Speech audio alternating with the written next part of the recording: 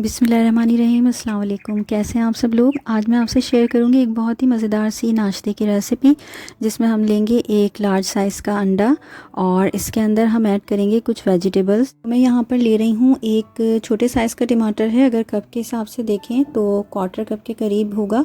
उसको मैंने चॉप करके ऐड कर दिया है।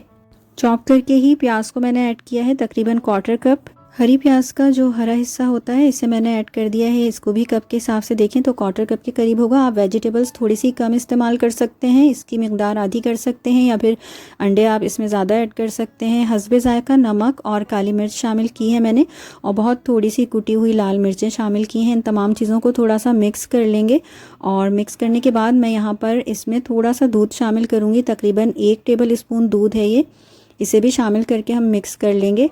और इसके अलावा जो सबसे अहम इंग्रेडिएंट है वो है लेस के जो चिप्स होते हैं वो हैं थोड़े से, बिल्कुल मैंने 1/4 कप के करीब क्रश करके रखे थे, वो भी ऐड कर दिए हैं। और आप कोई सा भी फ्लेवर ले सकते हैं। मैंने यहाँ पर विनेगर एंड सॉल्ट जो फ्लेवर होता है वो वाला लिया है। एक पैन को गर्म कर लिया है और इसके अंदर 1 से 2 टेबल स्पून ऑयल ऐड करने के बाद इसमें जो ये बैटर है हमारा वो ऐड कर दिया है। आंच को हमने मीडियम टू लो की तरफ रखा है ताकि ये जले नहीं अंडा नीचे से। और इसके अंदर दोबारा से हम थोड़े से चिप्स ऐड कर देंगे, 1/4 कप के करीब ही होंगे ये भी, और इनको क्रश करके हमें ऐड करना है। इसके अलावा यहाँ पर ये ऑप्शनल है, आप चाहें और आपके पास हो तो आप यहाँ पर मोज़रेला चीज़ या चीज़ स्लाइस कोई भी ऐड कर सकते हैं, थोड़ा सा वो भी ऐड कर दें। और थोड़ी सी इसके ऊपर कुटी हुई लाल मिर्चें भी शामिल करेंगे हम, ताकि बहुत अच्छा सा जायका आए इसका। इसके बाद आप इसे कवर करके पका सकते हैं, या फिर आप इसे आधा फोल्ड भी कर सकते हैं। तो मैं इसे ऊपर से कवर कर दूंगी थोड़ी देर के लिए, 1 से 2 मिनट के लिए, ताकि चीज़ मेल्ट हो जाए और अंडा ऊपर की साइड से पक जाए। तो इसे हम इस तरह से कवर कर देते हैं।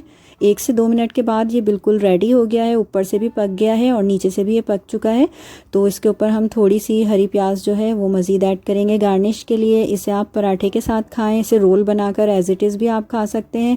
इसके अलावा आप इसे ब्रेड के साथ भी इस्तेमाल कर सकते हैं, बहुत ही मज़ेदार लगता है। तो ज़रूर इसे ट्राई करके देखें एक मरतबा, यकीनन आपको पसंद आएगा। अपना बहुत ख्याल रखिएगा। अल्लाह हाफिज़।